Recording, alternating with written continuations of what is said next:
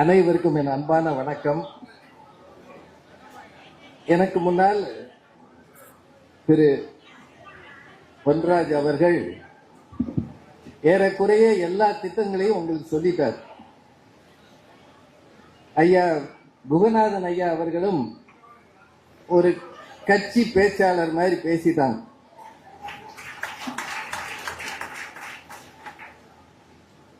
நன்றி. அடுத்து மூத்த பத்திரிகையாளர் தராசு சியாம் அவர்கள் இருக்கிறார். அவருடைய அரசியல் அனுபவம் எங்களை மாதிரி ஆட்களுக்கு கிடையாது. உங்க கூட்டங்களுக்கு வந்தா ஒரு பெரிய பிரச்சனை என்னன்னா, நிறைய துண்டு வருது. அவ்வளவு பேரையும் அவ்வளவு பேர் வாசிக்கிறாங்க. இதெல்லாம் எங்களுக்கு பழக்கம் இல்லை. நாங்க ஏதோ ஒரு பட்டிமன்றத்துக்கு போனா ஒத்த துண்டு போடுவாங்க, அதோட கிளம்பி போயிடுவோம். சார் எதிர்காலத்தை பார்த்தால் பயமாக இருக்கிறதுனால எனக்கு நிகழ்காலத்தை பார்த்தாலே பயமா இருக்கு. ஏன்னா நான் 9:30 மணிக்கு ட்ரெயினை பிடிக்கணும். உங்க ஊரை தாண்டி போறது ரொம்ப கஷ்டம்.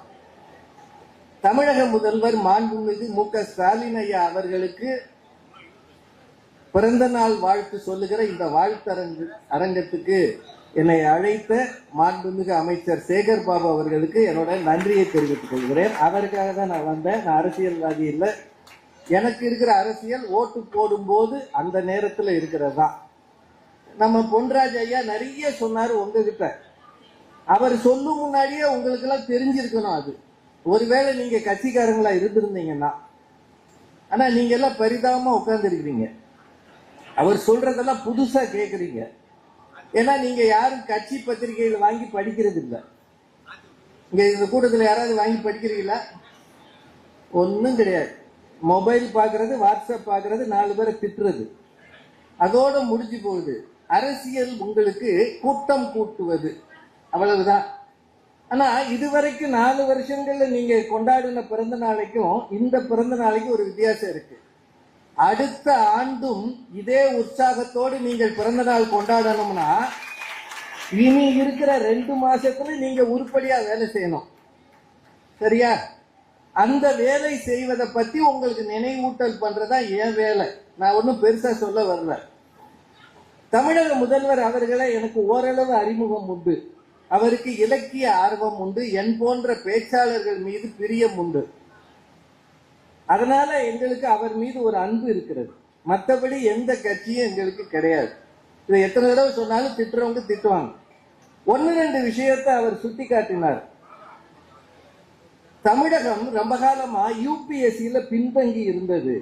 ஆனால் இப்போது நான் முதல்வன் திட்டத்தில் மிக சிறப்பாக தமிழகம் மேலே வந்திருக்கிறது. அதான் அவர் ஐயா நல்லா சொன்னார். இது போல நிறைய நல்ல திட்டங்கள். எனக்கு ரொம்ப பிடிச்ச திட்டம் என்பது பள்ளி பிள்ளைகளுக்கு காலை உணவு தருகிற திட்டம். அது அம்மாவும் அப்பாவும் அவசரத்துல வேலைக்கு போகும்போது நிறைய பிள்ளைங்க இந்த அசம்பிளின்னு ஒண்ணு வெயில்ல நிக்க வைப்பாங்கல்ல, அதுல மயங்கி விழுவாங்க. நாங்களும் அப்படி விழுந்திருக்கோம் படிக்கிற காலத்துல. விழுந்தவனை தூக்கிட்டு போவாங்க. என்னடான்னு கேட்டா சாப்பிடாம வந்திருப்பான். சாப்பிடாம வந்த அந்த பையனை நினைவுல வச்சு அவர்களுக்கெல்லாம் காலை உணவும் தருகிற ஒரு சரியான திட்டத்தை இங்கே செய்திருக்கிறார். 2வது, எனக்கு அவர்கிட்ட பிடித்த ஒரு குணம், திருக்குறள்ல ஒரு அருமையான குறள் உண்டு. பிரித்தலும் பேணி கொளலும் பிரிந்தார் பொறுத்தலும் வல்லது அமைச்சுன்னு ஒரு குறள் உண்டு. அதாவது எதிராளிகள் ஒன்று சேர விடாமல் பிரிப்பது, வந்தவர்களை சந்தோஷமாக வைத்துக் கொள்வது, கொஞ்சம் இங்கும் அங்குமாக விலகுகிறவர்களையும் சேர்த்து அணைத்துக் கொள்வது, இத்தனையும் செய்பவர் தான் சிறந்த அமைச்சர். உங்க கட்சி கூட்டணிகள்ல இருந்த தகராறுகளை உங்களுக்கே தெரியும். அதை எல்லாத்தையும் அரவணைத்து மிக மிக சாதுரியமாக ஆட்களை அருகே அழைத்து அவர்களை மகிழ்ச்சி படுத்துகிற ஒரு தலைவராக தமிழக முதல்வர் அவர்கள் எனக்கு தோன்றுகிறார். இன்னும் ஒரு செய்தி சொல்லணும். அரசியல் நாகரிகம் என்பது மிக குறைந்து போன காலத்துல எதிர்கட்சிக்காரர்களுக்கு உடல்நலம் இல்லை என்றாலும் ஓடி சென்று ஒரு முறை அல்ல இருமுறை பார்க்கிற பண்பாடு தமிழக முதல்வர் அவர்களிடம் இருக்கிறது. இது உண்மையிலேயே பாராட்டுக்குரிய ஒரு விஷயம். யாராவது ஒருத்தர் பேசணும். இது கட்சி கூட்டம் இல்ல, நாங்களே ஏதோ வந்த நேரத்தில் பேசிட்டு போகணும்னு பார்க்கிறோம். இந்த முழக்கங்கள் எல்லாம் வெளியில வச்சீங்கன்னா இன்னும் நிறைய பேருக்கு போய் சேரும். இந்த ஒண்ணு சொல்லி நிறைவு செய்கிறேன். ஏன்னா எனக்கு நேரம் மிக குறைவு. யாதும் ஊரே யாவரும் கேளீர் அப்படின்னு ஒரு பாட்டு ஒருவேளை உங்களுக்கு தெரிஞ்சிருக்கலாம். புறநானூற்று பாட்டு. தீதும் நன்றும் பிறர் தர வாரா. அதுல ரொம்ப கடைசியா 2 வரி இருக்கும். அந்த வரிகளை நினைவில் வச்சுக்கங்க. மாட்சியில் பெரியோரை வியத்தலும் இளமே, சிறியோரை இகழ்தல் அதனிலும் இளமே. ரொம்ப பெரியவங்களை பார்த்து புகழ்வதும் இல்லை, இவெல்லாம் சின்ன பையன்னு அவனை கேவலமா தள்ளுவதும் இல்லை அப்படின்னு புறநானூறு 2000 வருஷம் முன்னாடி சொல்லி இருக்கிறது. அரசியல்ல இவர் சாதாரணமானவர், அவர்தான் பலமானவர்னு பிரித்து பார்க்காதீர்கள். உங்களுக்கு எதிராக இருக்கிற ஒவ்வொருவருமே பலமானவர்கள் தான். எப்போது அப்படி நீங்கள் யோசிக்கிறீர்களோ அப்போதுதான் நீங்கள் வெற்றி கோட்டுக்கு மிக அருகில் போவீர்கள். எப்போது மேடை போட்டு பாராட்டுவது புகழ்வது மட்டுமே கையில வச்சிருந்தோம்னா நாம தவறு செய்கிறோம் என்ற அர்த்தம். இனி இருக்கிற நாட்கள் ஓடிவிடும். அந்த நேரத்துல நீங்க எவ்வளவு உற்சாகமாக இருக்கிறீர்களோ, இந்த கூட்டத்திலேயே 10-20 பேர் தான் விடாம கை தட்டுறீங்க. நான் கவனிச்சுக்கிட்டே தான் இருக்கிறேன். அவர் என்னென்னவோ திட்டமெல்லாம் சொன்னார், மீதி பேர்லாம் இப்படியே உட்கார்ந்து இருக்கிறாங்க. ஒரு மிகப்பெரிய ஒரு போராட்ட களத்தில் இருக்கிறீர்கள் என்ற உணர்வை எப்போது நீங்கள் உணர்கிறீர்களோ, 1967 எலெக்ஷன் எனக்கு தெரியும். 2 கட்சிக்காரங்க தான் வெறும் சிங்கிள் டீயை வச்சுக்கிட்டு வேலை செய்வாங்கன்னு அப்ப சொல்லுவாங்க. ஒன்று திமுக, 2வது கம்யூனிஸ்டுகள். அந்த உற்சாகம் இன்றைக்கு இருக்கிறதா என்று உங்களை நீங்களே பரிசோதித்துக் கொள்ளுங்கள். வட்ட செயலாளர் பார்க்கிற மாதிரி வந்து உட்கார்றது, மந்திரி வந்தா பார்க்கிற மாதிரி வந்து உட்கார்றது, அப்படி இருந்தீங்கன்னா கஷ்டம்.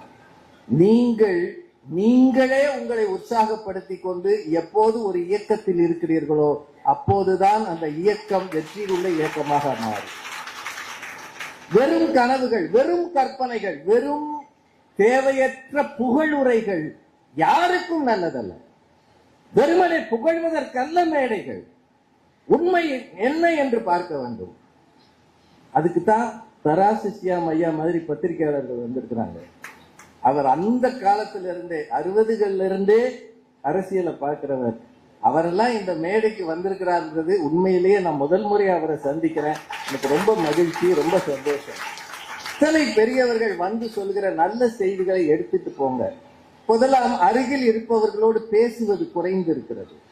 நீங்கள் நினைக்கிற நல்ல செய்திகளை உங்கள் பக்கத்தில் இருப்பவர்களோடு பேசுங்க. ஒரு காலத்துல பெருந்தலைவர் காமராஜர் இருந்த போது அந்த பேரியக்கம் ஏன் அவ்வளவு வளர்ந்தது என்றால், கிராமங்கள்ல போய் இரவு நேரத்துல கயிற்றுக்கட்டில போட்டு அவர் உட்கார்ந்து கொள்வார். கயிற்றுக்கட்டில் உட்கார்ந்து அந்த கிராமத்து பெரியவர்களை அழைத்து பேசுவார். அந்த ஊர்ல இருந்த கூழோ கஞ்சியோ குடிச்சிட்டு அங்கேயே தூங்குவார். அப்படி மக்களை தேடி போகிறவர்கள். அறிஞர் அண்ணா சொல்வார், நீ மக்களிடத்தில் போ, அவர்களிடத்தில் இருந்து தொடங்கு, அவர்களிடம் இருப்பதிலிருந்து தொடங்கு. என்ன இருக்கோ அங்கிருந்து வா மேல. எப்போது நீங்கள் மக்களை தேடி போய் அவர்கள் தேவைகளை சந்திக்க பார்க்கிறீர்களோ அப்போதுதான் ஒரு இயக்கத்தின் அடையாளமாக இருப்பீர்கள். எப்போது மக்களிடம் போய் நான் அதிகாரத்தில் இருக்கிறேன் என்று சொல்கிறீர்களோ அப்போது அந்த இயக்கத்துக்கு முரணானவர்களாக இருக்கிறீர்கள். நீதி காலம் மிக குறைவு. அடுத்த ஆண்டும் இதே உற்சாகத்தோடு தமிழக முதல்வர் மு.க. ஸ்டாலின் ஐயா அவர்களின் பிறந்த நாளை கொண்டாடுவதற்கான பெரும் பொறுப்பு உங்கள் கையில் இருக்கிறது. எப்படி செய்ய போகிறீர்கள் என்பதை ஒவ்வொருவரும் யோசியுங்கள்.